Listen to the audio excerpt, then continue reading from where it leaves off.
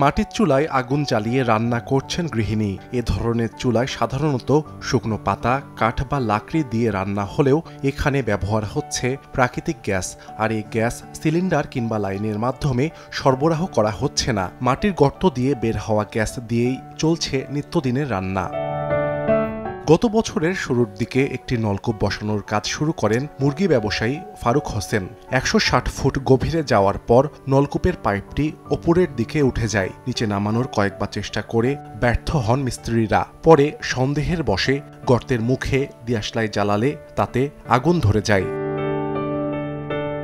স্বাভাবিকভাবে এসব গ্যাস ৫ থেকে ১০ দিন ওঠার পর বন্ধ হয়ে যায়, কিন্তু ওই স্থান থেকে গত ১ বছর ধরে অনবরত গ্যাস বের হচ্ছে। কৌতূহলবশত গত ৪ মাস আগে গ্যাস বের হওয়ার মুখটিতে একটি চুলা বসিয়ে গৃহস্থালী যাবতীয় রান্নার কাজ চালিয়ে যাচ্ছেন ফারুকের পরিবার। রান্না শেষে একটি ভেজা কাপড় দিয়ে আগুন নিভিয়ে দিচ্ছেন। আজ ৪ মাস দীর্ঘ আমি এখানে আমার সংসারে রান্না করতেছি। গ্যাস কিনুন লাগে না, সিলিন্ডার কিনুন লাগে না, লার্কি লাগে না।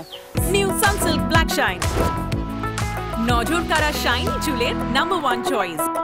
বিষয়টি দেখতে প্রতিদিন ফারুকের বাড়িতে আসছেন আশপাশের লোকজন। স্থানীয়রা বলছেন প্রাকৃতিকভাবে পাওয়া গ্যাস ফারুকের রান্নার কাজে লাগলেও এখানে সম্ভাবনা রয়েছে দুর্ঘটনার। এখান থেকে গ্যাস উঠে মনে করেন বাচ্চারা চাঁদে যদি কোনো সমস্যা হয় তাহলে বাচ্চারা চাপড়া যেতে পারে। এখন সরকার যদি একটা মনে করেন যে আজ দেখে মনে করেন যে একটা নিরাপদ হইতে পারে। গ্যাসটা উঠতেছে রাতে দিনে ২৪ ঘন্টা এনি টাইম জ্বলতেছে, ওরা রান্না বান্না করতেছে। এখন যদি হয়তো গ্যাসের সংকট কাটার জন্য যদি সরকারিভাবে যদি অতি দ্রুত যদি এখানে কোনো পদক্ষেপ নেওয়া হয়তো বাংলাদেশের কিছুটা হলেও গ্যাসের সংকটটা কেটে দিত।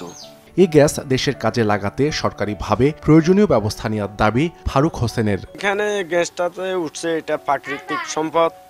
এটা যদি সরকারের দেখে কোনো ব্যবস্থা নেয় তাহলে আমার একটু উপকার সহযোগিতা হয় অথবা দেশের জন্য উপকার হয়, ভালো হয়। বিষয়টি সম্পর্কে খোঁজ খবর নিয়ে বাপেক্স সহ সংশ্লিষ্ট কর্তৃপক্ষকে অবগত করার কথা বলছেন জেলা প্রশাসক। সদর উপজেলা আন্ডারচর ইউনিয়নে গ্যাস নির্গমনের খবর পেয়েছি।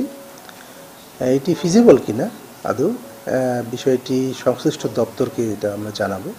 তারা সরেজমিনে পরিদর্শন করে পরবর্তীতে হয়তো ব্যবস্থা গ্রহণ করবে। ফারুক হোসেন নোয়াখালী সদর উপজেলার আন্ডারচর ইউনিয়নের বানিয়াগো সমাজের বাসিন্দা। সময় সংবাদ, নোয়াখালী।